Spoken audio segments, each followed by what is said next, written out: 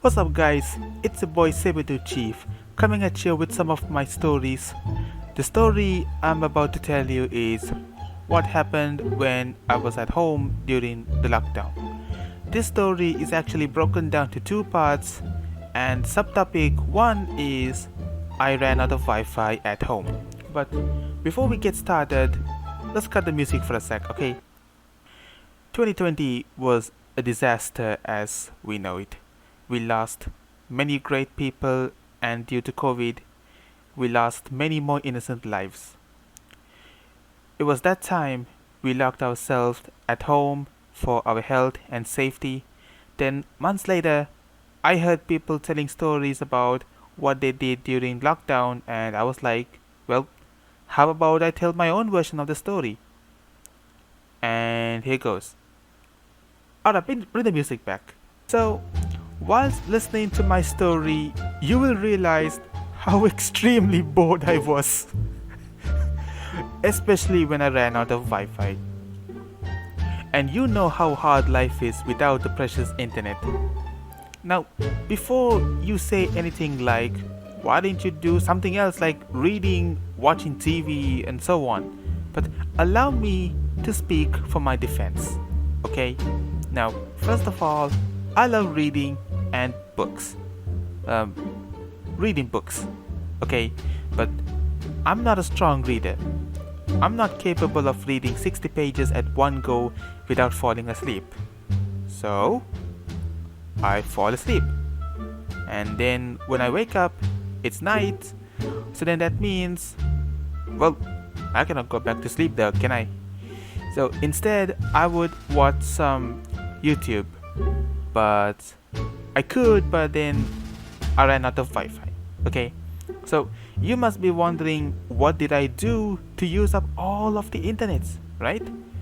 Well, you can assume that I might download some movies or watch a bunch of videos, YouTube and so on. Well, it's kinda true though.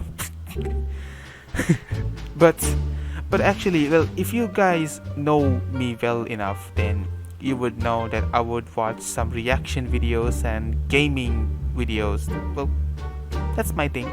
So, but actually there's more to it. So there was once a time I wanted to try Minecraft Windows 10 edition for free because I wasn't able to afford it. I searched across YouTube looking for how-to videos. Well, most of those videos turned out to be clickbaited because the respective uploaders shared video download links for setup files that contained potential viruses or other forms of threat.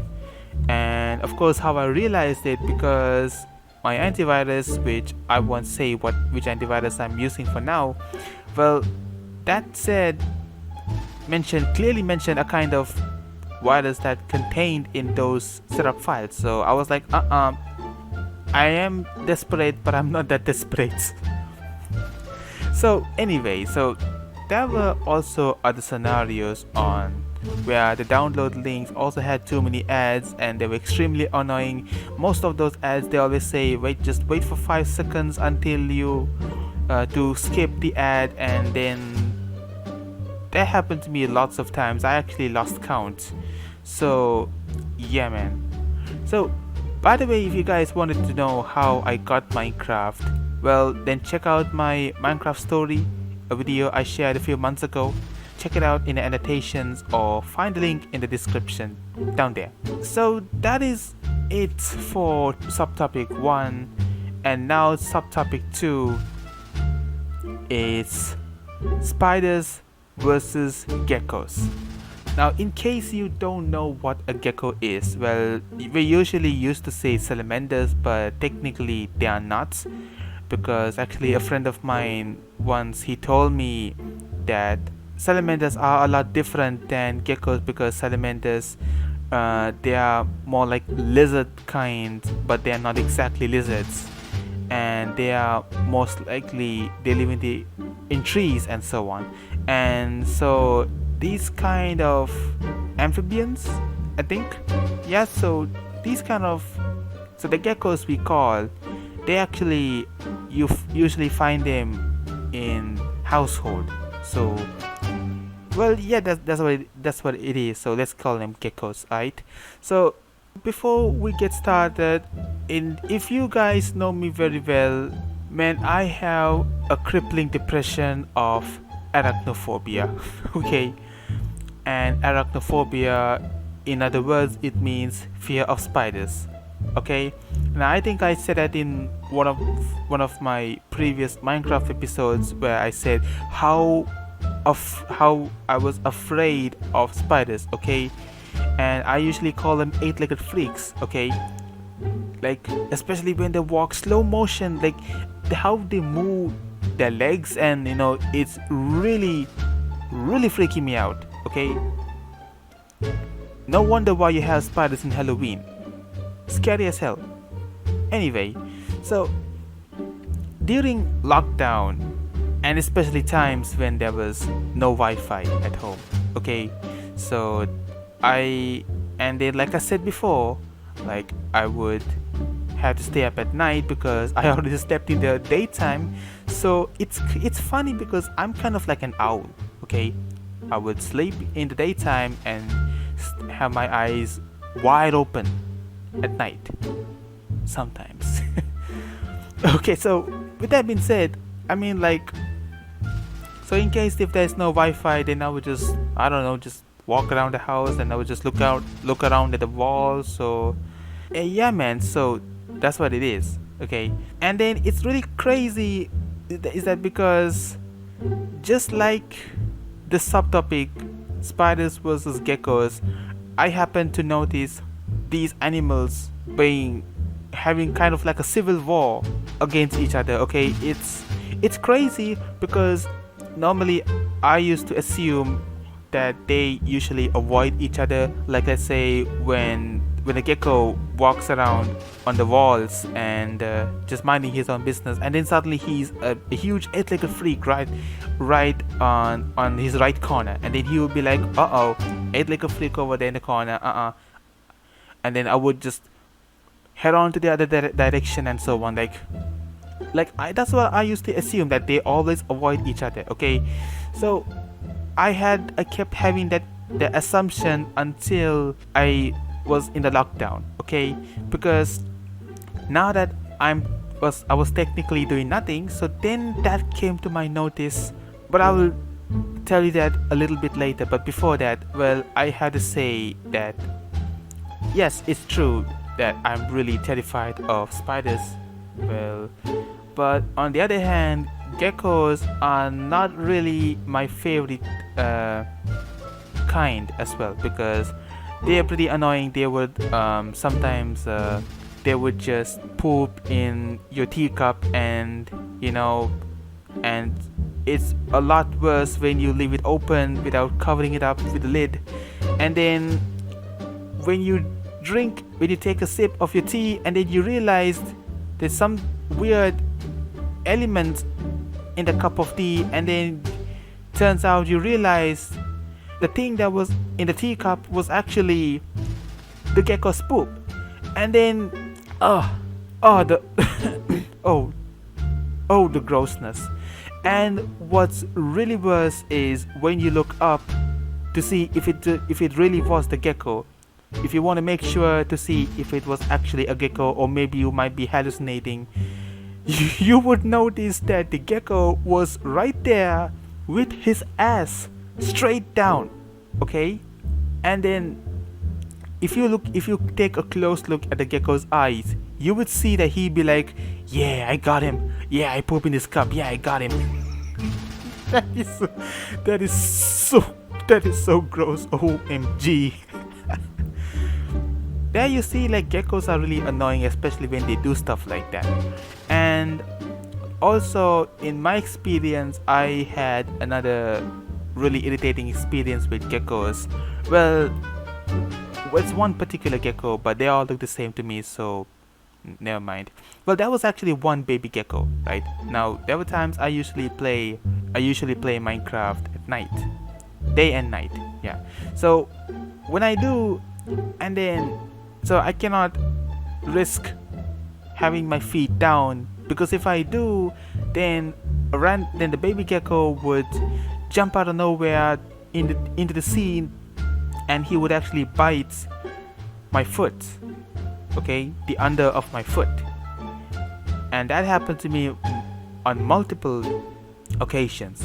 Well, the first 10 times seemed to be a bit playful, and I mean, it kind of tickle you a little bit, but especially when you're playing a survival game, or when you watch a really scary video, and then the baby gecko would bite you on the foot, and it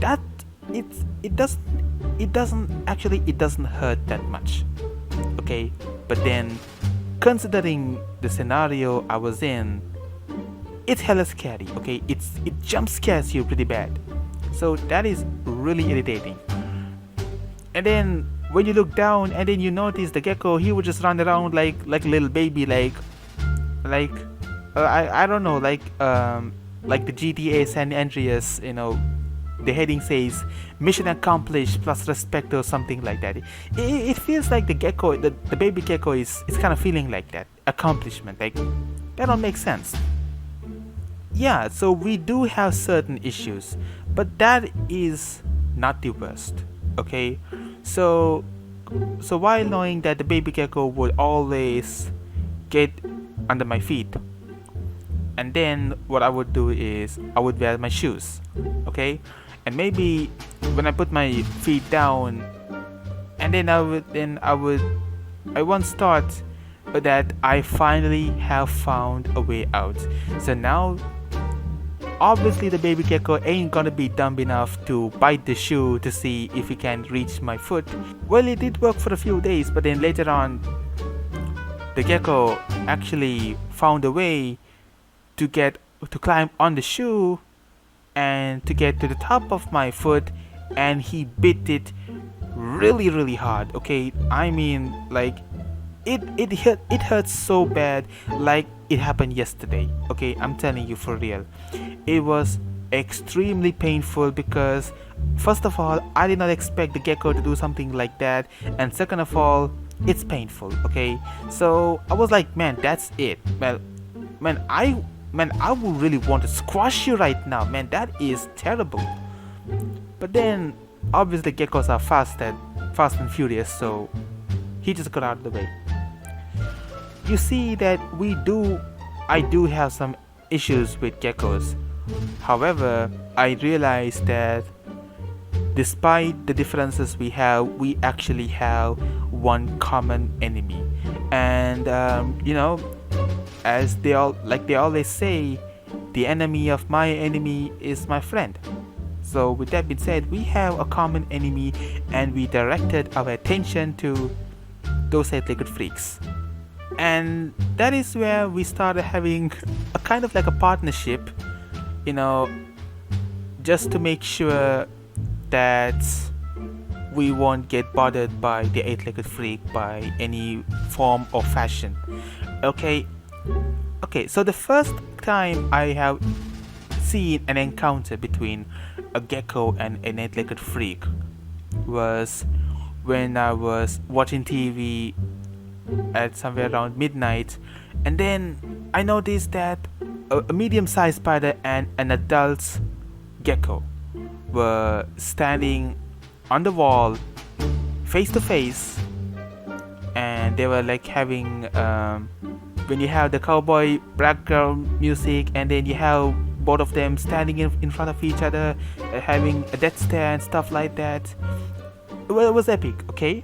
So I immediately muted the TV, and I don't really remember what I was watching, but it's crazy that, like I said, I have never seen in my life a gecko and an eight-legged freak actually facing off, and because I usually thought that they would avoid each other until that moment, and then I was like, oh man, this is some National Geographic kind of stuff. I really need to watch this. And then well, I almost thought about videoing it from my phone, but then I was like, I know for a fact when I try to get my phone and when I get back, I know it will be over. So I just want to witness something I have never seen in a long time. Okay, so with that being said, I was doing a little bit of commentary because I was feeling hype for some no reason.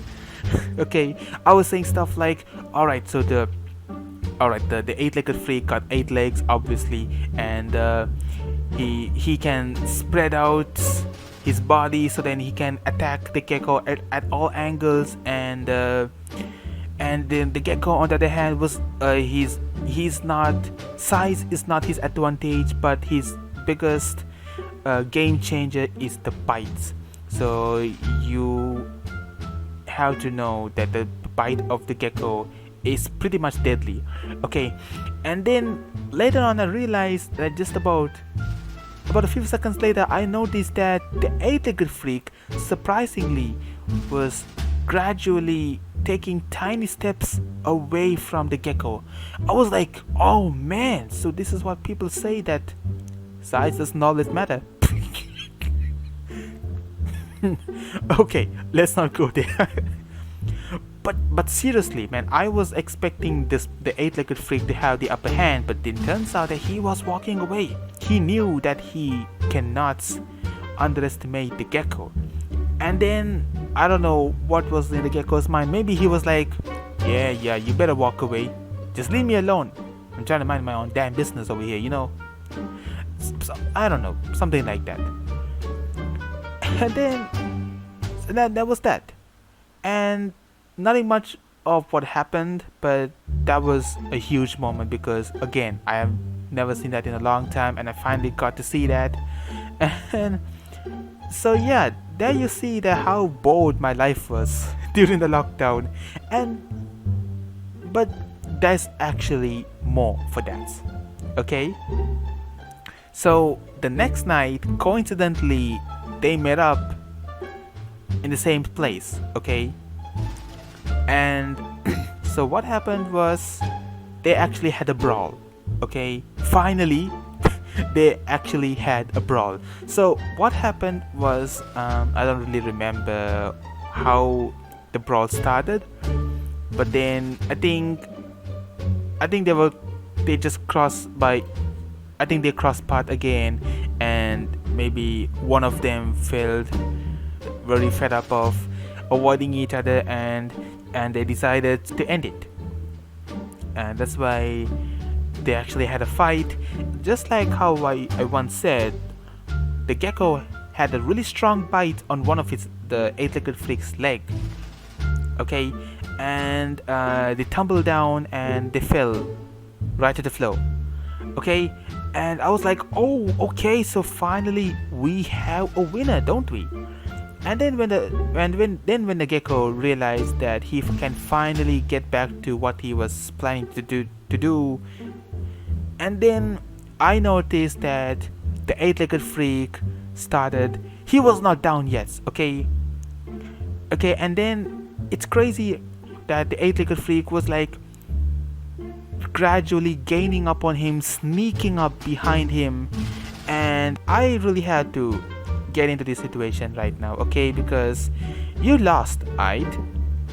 And mind that I told you that actually the geckos and I had come up with a temporary alliance, that we're gonna get rid of the spiders, okay, as they are our common enemy. So I took a broomstick, and I not exactly hammered the eight-legged freak. I just tapped him and I pulled him down. Okay, and then the gecko, he turned around and he saw that despite the eight-legged freak going down with the broomstick, and I'm pretty sure he was grateful. He was. Then a couple of months later, I had a severe case of late night munchies. Okay, well, I usually have midnight snack. That's in case if I feel hungry during the middle of the night, and if I am not feeling sleepy. Okay, so I just had some snacks, and I was heading to the kitchen to drink some water from my bottle, and then so I was drinking water from my bottle, okay, and then in the meantime, as you know, I had to turn my head up while drinking the water, and then when I turn up, man, I just saw a really scary sight while raising my head up. I saw at the ceiling a gigantic eight-legged freak, probably one of the biggest I have seen in a long time, staring down at me. And man, I was jump scared so bad I almost spit the water into the water bottle. Oh boy. Well, and also the worst part is, I cannot scream, right? I couldn't scream because obviously everyone was asleep. Okay? And come to think of it, I think now the time is around 2 in the morning, so maybe I should keep my voice down a little bit.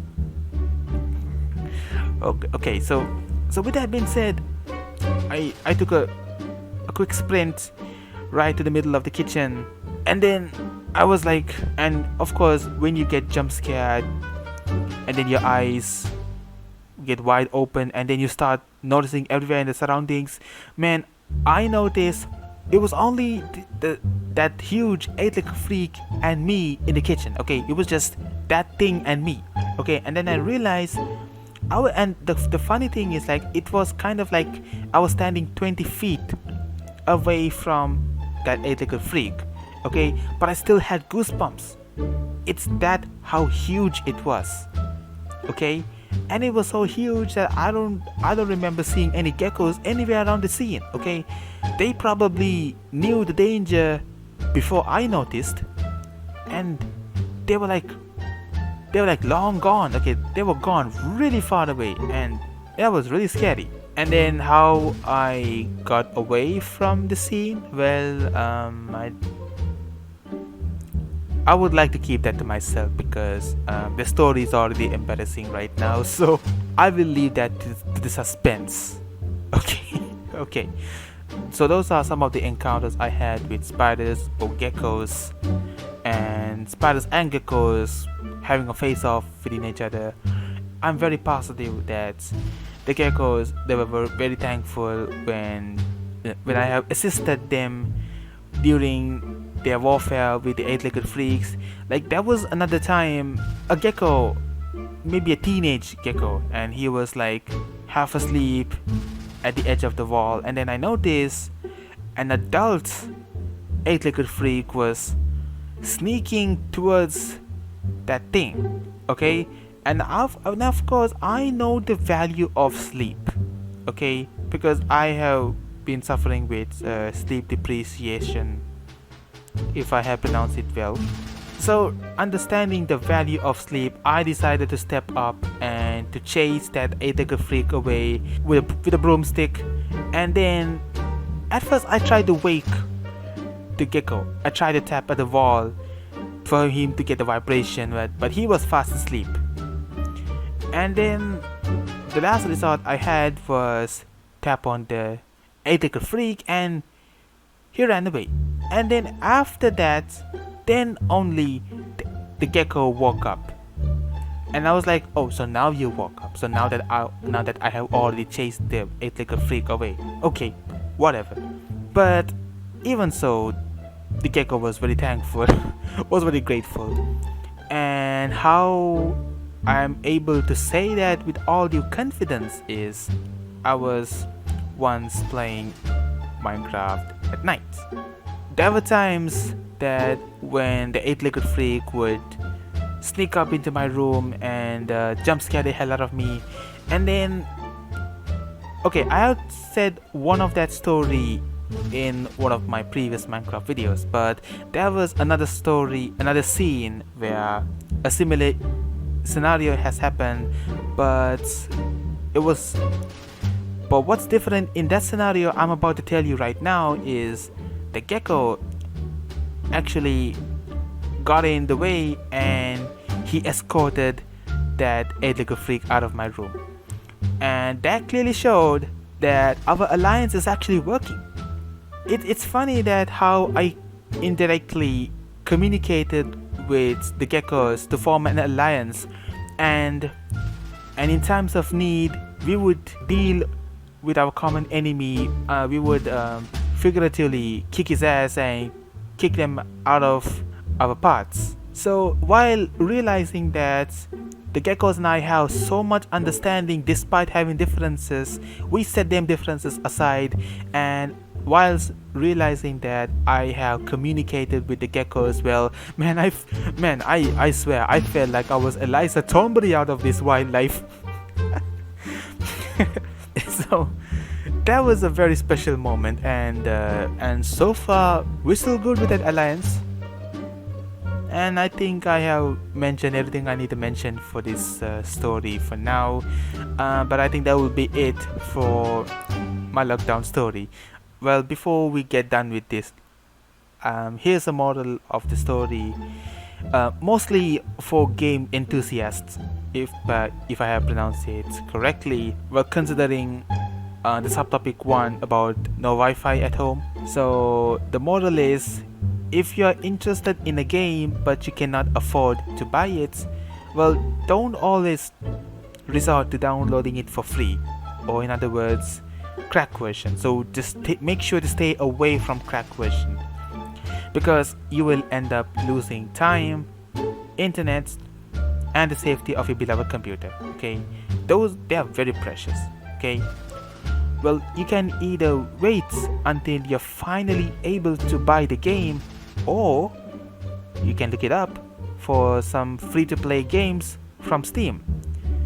So those are legit, man, because I have tried them, and I have downloaded some free-to-play games on Steam, and they're pretty good. But also make sure that your computer is able to run the game before you download it, okay? And just to make sure that you guys are on the safe side, I will leave a link in the description, a link to PC benchmark. So that is where you can type in the specifications of your computer, and then you can check out what games you will be able to run on the computer. So you can give that a try, and just make sure not to say stuff like I didn't warn you about certain stuff like that, okay? Yeah, that's that. Alright guys, hope you all enjoyed listening to my lockdown story. Well, if you did, please show some support to my channel by liking this video and subscribing for more content. Also, let me know what is your lockdown story, because I'm curious. Well, until then, see you next time. Bye bye.